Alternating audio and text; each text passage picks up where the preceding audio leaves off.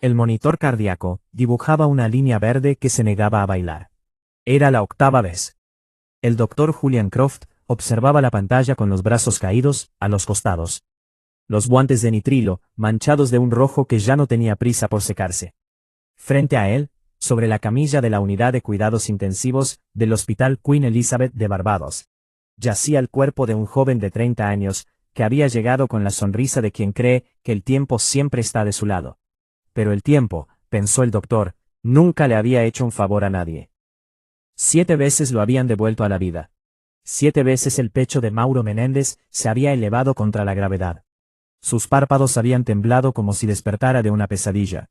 Y la línea verde del monitor había vuelto a bailar esa danza frágil que los médicos llaman signos vitales.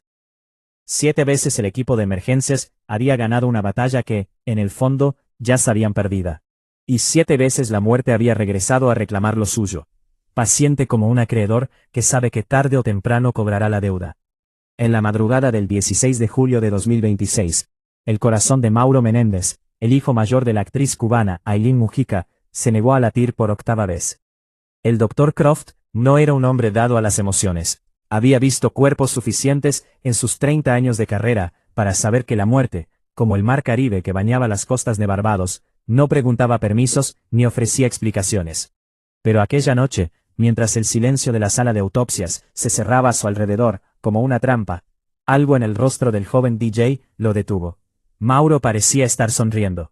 No era una mueca de dolor, ni el espasmo de un músculo contraído. Era una sonrisa serena, casi beatífica. Como si en el instante exacto en que su corazón se detuvo por última vez, hubiera encontrado una paz que en 30 años de vida nunca había conocido. El doctor había leído sobre esos casos. Pacientes que en sus últimos momentos experimentaban una extraña aceptación, una especie de rendición pacífica ante lo inevitable. Pero Mauro no había muerto en paz. Había muerto después de una batalla de horas, después de que su corazón se detuviera 7 veces, y los médicos lo reanimaran una y otra vez, con descargas eléctricas, medicamentos, y la desesperación de quienes saben que están perdiendo. ¿Cómo era posible que, a pesar de todo ese sufrimiento, su rostro mostrara esa sonrisa? Esa pregunta, que parecía no tener respuesta, fue la primera grieta en el misterio. El Dr. Croft se colocó los guantes con la precisión de un relojero, y comenzó la autopsia. El corte en forma de Y, la apertura del tórax, la exposición de los órganos, que habían sido el campo de batalla de una guerra que nadie había visto llegar. El corazón de Mauro, que había latido con fuerza durante 3 décadas, que había bombeado sangre a través de venas y arterias, mientras el joven DJ mezclaba sets en festivales como el Electric Daisy Carnival y el Life in Color Miami, ahora era solo un músculo inerte. Pero algo llamó la atención del doctor. Una pequeña protuberancia en la pared del ventrículo izquierdo, justo donde la arteria coronaria se bifurcaba. Un coágulo. Y no era el único. Al revisar los pulmones, encontró otro, más pequeño pero igualmente letal, alojado en la arteria pulmonar derecha. 2 pequeños asesinos silenciosos, que habían viajado por el torrente sanguíneo de Mauro durante días, quizás semanas, esperando el momento exacto para atacar. El Dr. Croft cerró los ojos un momento y respiró hondo. No era la primera vez que encontraba coágulos en un paciente joven, pero la combinación de los dos, en el corazón y en el pulmón, era inusual. Algo había causado que la sangre de Mauro se coagulara de manera anormal. Algo que iba más allá de la neumonía que habían diagnosticado en el hospital local. Algo que, según los análisis de sangre que había solicitado, apuntaba a una tormenta perfecta de factores. Deshidratación, reposo prolongado, y lo que más le preocupaba, rastros de una combinación de sustancias que mezcladas con la infección pulmonar, aceleraron el deterioro de su sistema circulatorio. Pero eso era solo el final de la historia. Para entender cómo Mauro Menéndez terminó en esa camilla, con 2 coágulos alojados en sus órganos vitales y una sonrisa en el rostro, el doctor sabía que tenía que retroceder en el tiempo. Tenía que ver qué había pasado en los días previos a su viaje, qué había ignorado, qué había ocultado, y qué su cuerpo ya estaba gritando en silencio. La historia de Mauro Menéndez no comenzó en una sala de autopsias en Barbados. Comenzó en La Habana, Cuba, en 1996, cuando Aylin Mujica, una actriz de apenas 19 años, dio a luz a su primer hijo. Era el fruto de su matrimonio con el músico Osamu Menéndez, y desde el primer momento, Mauro fue el centro del universo de su madre. Si yo fuera una mala mamá, quizás me lo mereciera, diría años después Aileen, con la voz rota por el dolor. Pero yo he sido mamá, por encima de ser mujer, para mí es más importante ser madre. La música llegó temprano a la vida de Mauro. Desde los 4 años, comenzó a estudiar piano, guitarra y batería. En el año 2000, su familia se mudó a la Ciudad de México, y más tarde a Miami, donde Mauro transformó su pasión en una carrera profesional. Bajo el nombre artístico de Majes, se abrió paso en la escena de la música electrónica, especializándose en géneros como el house, el tech house y el moonbajón. Colaboró con artistas como DBBBS, Good Times Ahead, y participó como coproductor en Arriba, un tema de Sech y Farruko, que fue nominado al Latin Grammy en 2020. Su vida era un torbellino de viajes, noches sin dormir, sets en festivales, y una energía que parecía inagotable. Pero los excesos, como los coágulos, no aparecen de la noche a la mañana, se forman lentamente, gota a gota, decisión tras decisión. Y la primera decisión que selló su destino ocurrió en Miami, días antes de su viaje a Barbados. Mauro llegó de Los Ángeles con lo que parecía un simple resfriado. Su abuela materna lo recibió en Miami, y aunque el joven se sentía mal, convenció a todos de que ya mejoraba. Su madre, que grababa el reality Top Chef VIP en Colombia, lo llamó y él le dijo que tenía un dolor muy fuerte, y que creía que se le había pinchado un nervio. Su hermana Violeta le dio masajes. La abuela lo atendió y le preparó comida. Todos hicieron lo que pudieron. Pero Mauro no quería detenerse. Tenía un viaje programado a Barbados para asistir a un partido de béisbol, y nada lo detendría, ni siquiera su propio cuerpo. El hermano de Aileen llevó a Mauro a una sala de urgencias en Miami. El joven se negó a bajar del auto. Según relató su madre, Mauro dijo: «Esto está muy oscuro allá adentro. Yo no me voy a bajar. Tengo que viajar a Barbados». Horas después, abordó el avión en silla de ruedas. En la última llamada con su madre, antes de despegar, le dijo: «Es que estoy en el aeropuerto en una silla de ruedas, pero tengo que llegar a Barbados. Tengo que llegar». Como si Barbados fuera una promesa que cumplir, un destino del que no podía escapar. Como si su vida dependiera de estar en ese lugar, en ese momento, sin importar lo que su cuerpo estuviera gritando. Al llegar a la isla, Mauro fue al hospital. Los estudios confirmaron una neumonía severa. Le recetaron antibióticos, y él le escribió a su madre: «Fui al hospital, y me han dicho que tengo una neumonía muy fuerte, pero ya me dieron antibiótico, y me siento al 100». Ese mensaje llegó aproximadamente 24 horas antes de su muerte. 24 horas. Un día entero en el que Mauro creyó que estaba bien. En el que su madre, a miles de kilómetros de distancia, respiró aliviada, pensando que su hijo estaba fuera de peligro. 24 horas en las que los coágulos, esos dos pequeños asesinos silenciosos, continuaron su viaje mortal por el torrente sanguíneo de Mauro. Esa tarde, Aileen intentó comunicarse con él, sin obtener respuesta. Cuando alguien contestó el teléfono, era una amiga de Mauro, que llamaba desde el hospital. Lo que ocurrió después, nadie lo esperaba. Ni la amiga, ni los médicos, ni la madre que escuchaba desde Colombia, con el teléfono pegado a la oreja y el corazón en la garganta. Mauro Menéndez había sufrido un primer infarto en la suite del resort donde se hospedaba. Pero no fue el único. A lo largo de las horas siguientes, su corazón se detuvo en múltiples ocasiones. Los médicos lo desfibrilaron, lo reanimaron, le administraron medicamentos para intentar estabilizarlo. Pero cada vez que lograban que su corazón volviera a latir, algo en su interior seguía fallando. Algo que no podían ver, que no podían detectar con los análisis de rutina. Hasta que la tomografía y la ecocardiografía revelaron la verdad. Un coágulo en el pulmón y otro en el corazón. La imagen apareció nítida en la pantalla. Y el doctor que la revisó supo de inmediato que ese era el verdadero responsable de la tragedia.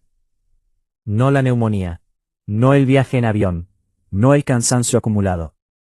Eran esos dos coágulos que habían estado viajando por el torrente sanguíneo de Mauro durante días, quizás semanas. Y que finalmente habían encontrado su destino final. El Dr. Croft guardó sus instrumentos, y se quitó los guantes. Miró el cuerpo de Mauro una última vez, y en un gesto que no sabía de dónde había salido, se inclinó y le susurró al oído: Descansa en paz, Mauro. Ya no tienes que luchar más.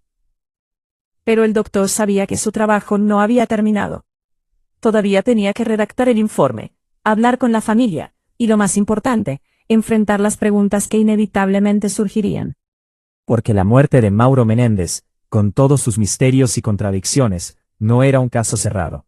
Era el principio de una historia que, como los coágulos que había encontrado en su interior, estaba destinada a viajar por el torrente sanguíneo de la opinión pública, alimentando especulaciones y generando más preguntas que respuestas. Y entonces, cuando el Dr. Croft revisó los análisis de sangre con más detalle, encontró algo que no esperaba, algo que no encajaba en el informe oficial, algo que si se hacía público, podría cambiarlo todo. Un rastro de una sustancia que no había sido identificada en los análisis iniciales. No era alcohol. No era una droga común. Era algo más, algo que el doctor había enviado a un laboratorio especializado para su análisis. Los resultados aún no habían llegado, pero el doctor sabía que cuando lo hicieran, podrían revelar una verdad que nadie esperaba. Y mientras el sol comenzaba a asomarse por el horizonte de Barbados, tiñendo el cielo de tonos anaranjados y rosados, el Dr. Croft supo que su trabajo, el trabajo de desentrañar los secretos que el cuerpo de Mauro guardaba, apenas estaba comenzando. Porque había algo más en la sangre de Mauro Menéndez. Algo que el doctor no podía explicar. Algo que cuando los resultados llegaran, podría cambiar todo lo que el mundo creía saber sobre la muerte del joven DJ. El doctor Julian Croft no podía apartar la mirada de los resultados del laboratorio. Frente a él, sobre la fría mesa de acero de su oficina en el hospital Queen Elizabeth de Barbados, descansaban los análisis de sangre que había ordenado realizar a Mauro Menéndez horas antes de que su corazón se detuviera por 8ª vez. Los números y las gráficas bailaban ante sus ojos como un código secreto, y cuanto más los estudiaba, más se convencía de que estaba ante algo que iba más allá de una simple neumonía complicada. Había algo en la sangre de Mauro que no encajaba. El Dr. Croft recordó la llamada que había recibido del equipo de urgencias. Joven de 30 años, paro cardíaco en suite de lujo, posible neumonía severa. Había visto casos similares antes, turistas que llegaban a la isla con infecciones respiratorias, que ignoraban los síntomas hasta que era demasiado tarde. Pero Mauro no era un turista cualquiera. Era un artista, un DJ que había hecho vibrar a multitudes en festivales como el EDC Las Vegas, el Ultra y el Burning Man. Un joven que, bajo el nombre artístico de Maes, había construido una carrera en la música electrónica, trabajando géneros como el house, el tech house y el moombaton. Un hijo que su madre, Aileen Mujica, había descrito como un ser lleno de luz, de amor, de alegría y de una bondad inmensa. ¿Cómo había terminado ese joven lleno de vida en una camilla de hospital en Barbados? Para entenderlo, el Dr. Croft sabía que tenía que reconstruir los días previos a la tragedia. Y lo que descubrió fue una historia de decisiones fatales que una tras otra fueron tejiendo la red que finalmente atrapó a Mauro. Todo comenzó en Miami, días antes del viaje. Mauro había llegado de Los Ángeles con lo que parecía un simple resfriado. Su abuela materna lo recibió y notó que algo no andaba bien, pero Mauro insistió en que ya mejoraba. Su hermana Violeta le dio masajes. La abuela le preparó comida. Todos hicieron lo que pudieron para cuidarlo. Pero Mauro tenía un sueño que lo consumía. Quería tener una residencia como DJ en Las Vegas. Y para cumplir ese sueño, necesitaba estar en movimiento, viajar, conectar con la gente adecuada, estar presente en los lugares correctos. Barbados era uno de esos lugares. Tenía compromisos laborales en la isla, y nada lo detendría. Ni siquiera su propio cuerpo. Su madre, que se encontraba en Bogotá grabando el reality Top Chef VIP, lo llamó para convencerlo de que no viajara. Mauro le dijo que tenía un dolor muy fuerte, y que creía que se le había pinchado un nervio. Aileen le suplicó que fuera al médico. El hermano de Aileen lo llevó a una sala de urgencias en Miami, pero Mauro se negó a bajar del auto. Esto está muy oscuro allá adentro. Yo no me voy a bajar, tengo que viajar a Barbados, dijo. Y viajó. Abordó el avión en silla de ruedas, con fiebre, con tos, con un dolor que su cuerpo le gritaba que no ignorara. En la última llamada con su madre antes de despegar, le dijo: Es que estoy en el aeropuerto en una silla de ruedas, pero tengo que llegar a Barbados. Tengo que llegar. Como si Barbados fuera una promesa que cumplir, un destino del que no podía escapar. Como si su vida dependiera de estar en ese lugar, en ese momento, sin importar lo que su cuerpo estuviera gritando. Al llegar a la isla, Mauro fue al hospital. Los estudios confirmaron una neumonía severa. Le recetaron antibióticos y él le escribió a su madre. Fui al hospital y me han dicho que tengo una neumonía muy fuerte, pero ya me dieron antibiótico y me siento al 100. Ese mensaje llegó aproximadamente 24 horas antes de su muerte. 24 horas en las que Mauro creyó que estaba bien, en las que su madre, a miles de kilómetros de distancia, respiró aliviada pensando que su hijo estaba fuera de peligro. 24 horas en las que los coágulos, esos dos pequeños asesinos silenciosos, continuaron su viaje mortal por el torrente sanguíneo de Mauro. Pero Mauro no se quedó en la cama. No descansó. No le dio a su cuerpo la oportunidad de recuperarse. Según reportes de Al Rojo Vivo, el joven DJ, a pesar de tener neumonía, decidió hacer deporte. Se ejercitó, se esforzó, llevó su cuerpo al límite cuando lo que necesitaba era reposo absoluto. Y fue entonces, durante ese esfuerzo físico, que su sistema inmunológico no podía soportar, cuando su respiración se volvió difícil, cuando el dolor en el pecho se intensificó, cuando su cuerpo finalmente colapsó.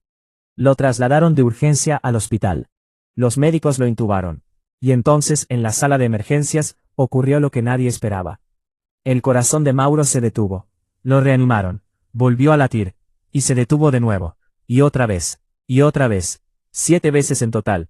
Los médicos lucharon por devolverlo a la vida. 7 veces lo desfibrilaron. Le administraron medicamentos. Intentaron estabilizarlo. Y 7 veces la muerte regresó a reclamarlo, paciente como un acreedor que sabe que tarde o temprano cobrará la deuda. Mientras tanto, a miles de kilómetros de distancia, en Bogotá, Aylin Mujica recibió una videollamada de su hijo, camino al hospital. A través de la pantalla de su teléfono, la actriz presenció el momento en que los médicos atendían a Mauro de emergencia tras su primer infarto. Vio el caos de la sala de urgencias, escuchó las alarmas, sintió el pánico en la voz de quienes la rodeaban. Y luego, la llamada se cortó de forma abrupta, cuando el personal médico tomó el control. Aylin dejó la producción de inmediato. Su hijo la necesitaba, y ella no iba a fallarle. Pero cuando llegó a Barbados, ya era demasiado tarde. El doctor Croft recordó el momento exacto en que la actriz entró al hospital. Su rostro demacrado, sus ojos enrojecidos por el llanto, su cuerpo tembloroso, mientras caminaba por los pasillos iluminados con luz fluorescente. La acompañaba Osamo Menéndez, el padre de Mauro, quien horas antes había escrito en redes sociales un mensaje que rompió el corazón de miles. Perdónenme, no puedo hablar, mi hijo Mauro murió anoche, y estoy destrozado. Voy en el avión a buscar su cuerpo. El doctor Croft los recibió en su oficina. Les explicó lo que había encontrado en la autopsia.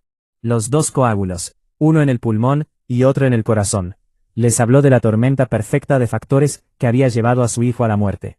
La neumonía no tratada, el viaje en avión, la deshidratación, el esfuerzo físico, la predisposición genética que Mauro probablemente desconocía. Y luego, con la voz temblorosa, les dijo lo que más dolía, que su hijo no tenía por qué haber muerto.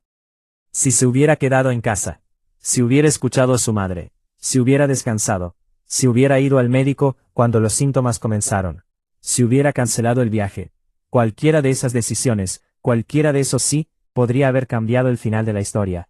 Pero Mauro no los eligió. Eligió su música, sus sueños, sus compromisos por encima de su salud. Y esa elección, esa terquedad, fue la que finalmente lo llevó a la muerte. Aylin Mujica escuchó en silencio. Luego, con la voz quebrada, habló de su hijo. Contó cómo Mauro era un ser lleno de luz, de amor, de alegría. Cómo había nacido cuando ella tenía apenas 19 años, y cómo desde el primer momento había sido el centro de su universo. Recordó la última conversación que tuvieron. Cómo le había suplicado que no viajara. Cómo él le había prometido que estaba bien. Y entonces, entre lágrimas, Aylin hizo una confesión que heló la sangre del doctor Croft. Mi hijo siempre tuvo miedo a los hospitales, dijo. Siempre tuvo miedo a los médicos. Por eso no quería bajar del auto en la sala de urgencias de Miami. Por eso nos decía que estaba bien. Porque tenía pánico de que lo encerraran en un hospital. El doctor Croft sintió un escalofrío recorrer su espalda. Mauro no había ignorado los síntomas por terquedad o por arrogancia. Los había ignorado por miedo. Un miedo profundo, irracional, que lo había paralizado, y lo había llevado a tomar decisiones que, en cualquier otra circunstancia, jamás habría tomado. Y entonces el doctor recordó algo que había visto en los análisis de sangre de Mauro. Algo que no había mencionado a la familia porque aún no estaba seguro de lo que significaba.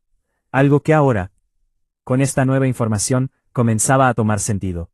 En la sangre de Mauro había rastros de una sustancia que no había sido identificada en los análisis iniciales. No era alcohol. No era una droga común. Era algo más. Algo que el doctor había enviado a un laboratorio especializado en Estados Unidos. Los resultados aún no habían llegado, pero el doctor sabía que cuando lo hicieran, podrían revelar una verdad que nadie esperaba.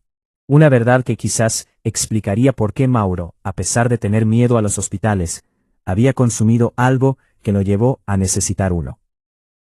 El doctor Croft miró a Eileen Mujica, que lloraba en silencio frente a él, y supo que tenía que esperar. No podía darle más dolor del que ya cargaba. No podía agregar más incertidumbre a una tragedia que ya era insoportable. Pero en el fondo de su mente, una pregunta resonaba con la fuerza de un trueno. ¿Qué había en la sangre de Mauro Menéndez? Y mientras el sol se ponía sobre Barbados, tiñendo el cielo de tonos anaranjados y rojizos que parecían sangre, el doctor Croft supo que su trabajo, el trabajo de desentrañar los secretos que el cuerpo de Mauro guardaba, apenas estaba comenzando. Porque había algo más en la historia de Mauro Menéndez. Algo que los médicos no habían visto, que la familia no había contado, que los periodistas no habían descubierto. Algo que cuando los resultados del laboratorio llegaran, podría cambiarlo todo. Y esa verdad, pensó el doctor, era más peligrosa que cualquier coágulo. El sobre sellado llegó al Hospital Queen Elizabeth de Barbados una semana después de la muerte de Mauro Menéndez. El doctor Julian Croft lo sostuvo en sus manos con la misma cautela con la que un forense levanta una prueba que podría incriminar a un inocente. El remitente era el laboratorio especializado de Estados Unidos, al que había enviado las muestras de sangre de Mauro. Los resultados que tanto había esperado, finalmente estaban ahí, dentro de ese sobre de papel manila, que pesaba menos que una pluma, pero que, el doctor lo sabía, contenía el peso de una verdad que nadie había querido ver. No era alcohol, no era una droga recreativa común. El análisis había detectado rastros de una sustancia que, aunque no era ilegal, había sido señalada en múltiples estudios médicos como un factor de riesgo para la coagulación sanguínea. El doctor Croft recordó entonces los pulmones de Mauro durante la autopsia. No solo mostraban signos de la neumonía que lo había debilitado, sino también una inflamación crónica que no correspondía a una infección bacteriana común. Era el tipo de daño pulmonar que los neumólogos habían comenzado a documentar en pacientes jóvenes que usaban cigarrillos electrónicos o vapeadores. El doctor no lo sabía entonces, pero esa sustancia había sido el catalizador silencioso que convirtió una neumonía tratable en una sentencia de muerte. Los días que siguieron a la autopsia fueron un torbellino de actividad para el doctor Croft. Se reunió con las autoridades locales, con los representantes de la familia y con los periodistas que buscaban respuestas. En cada conversación mantuvo una postura firme. La muerte de Mauro Menéndez había sido el resultado de una combinación de factores médicos y decisiones personales. No había sido un asesinato, ni un suicidio, ni un accidente. Había sido el desenlace de una vida vivida al límite, sin frenos, sin medidas de precaución. Pero el doctor también sabía que no todos aceptarían esa verdad. Había quienes preferirían creer en teorías de conspiración, en ajustes de cuentas, en historias más oscuras. Y entonces, Osamu Menéndez, el padre de Mauro, rompió el silencio. En una entrevista para el programa La Trastienda, el músico cubano habló con el dolor aún fresco de quien ha perdido a un hijo. Contó que cuando se encontró con el cuerpo de su primogénito en la morgue de Barbados, le reclamó por su irresponsabilidad. Y luego, con la voz temblorosa, lanzó una advertencia que resonó en los medios de comunicación de todo el mundo. No fumen eso, caballero, de verdad, no fumen eso. Yo sé que eso fue lo que lo mató a él. El doctor Croft escuchó esas palabras y supo que la pieza que faltaba en el rompecabezas finalmente había encajado. El consumo de vapeadores, esa moda que había arrasado entre los jóvenes, había sido el factor silencioso que, combinado con la neumonía y el viaje en avión, había creado la tormenta perfecta que acabó con la vida de Mauro. La noticia se extendió como un incendio. Los titulares hablaban del peligro oculto del vapeo, y de cómo un joven de 30 años, deportista, talentoso, con una vida por delante, había muerto por una combinación de factores, que si se hubieran conocido a tiempo, podrían haberse evitado. Pero el Dr. Croft sabía que la historia de Mauro Menéndez no era solo una advertencia sobre el vapeo. Era una advertencia sobre algo mucho más profundo, la arrogancia de la juventud, la falsa sensación de invencibilidad que lleva a los jóvenes a ignorar las señales de su propio cuerpo. Mauro había llegado de Los Ángeles con lo que parecía un simple resfriado. Su abuela materna lo recibió en Miami, y notó que algo no andaba bien, pero él la convenció de que ya mejoraba. La abuela le preparó comida. Todos hicieron lo que pudieron, pero Mauro no quería detenerse. Tenía un viaje a Barbados, compromisos laborales, un sueño que cumplir. Y nada lo detendría. Ni siquiera su propio cuerpo. Antes de viajar, el hermano de Aileen lo llevó a una sala de urgencias en Miami. Mauro se negó a bajar del auto.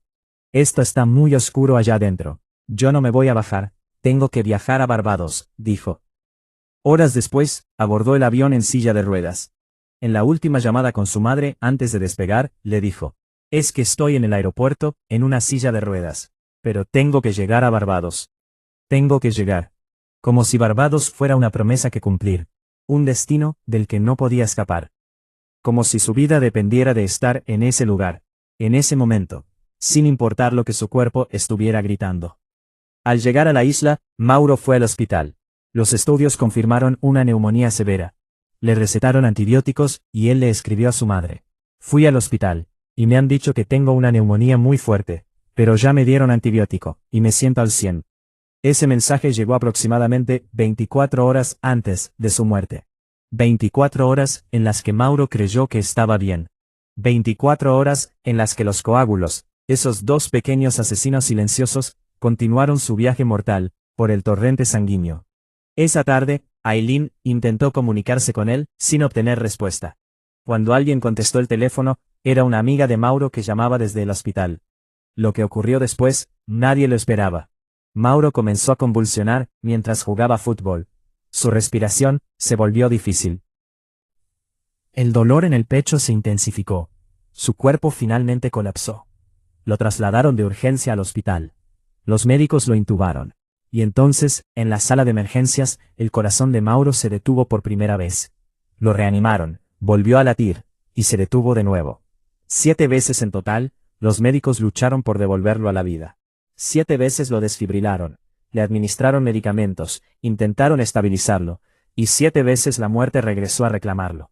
Paciente como un acreedor que sabe que tarde o temprano cobrará la deuda. En la madrugada del 16 de julio de 2026, el corazón de Mauro Menéndez se negó a latir por 8ª vez.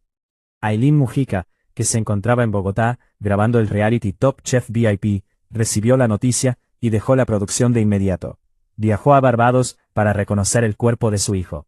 En una entrevista posterior, la actriz cubana reveló detalles desgarradores sobre los últimos momentos de su hijo. Cómo los médicos lo reanimaron 7 veces. Cómo encontraron coágulos en su corazón y su pulmón. Cómo su cuerpo había luchado contra la muerte una y otra vez hasta que ya no pudo más.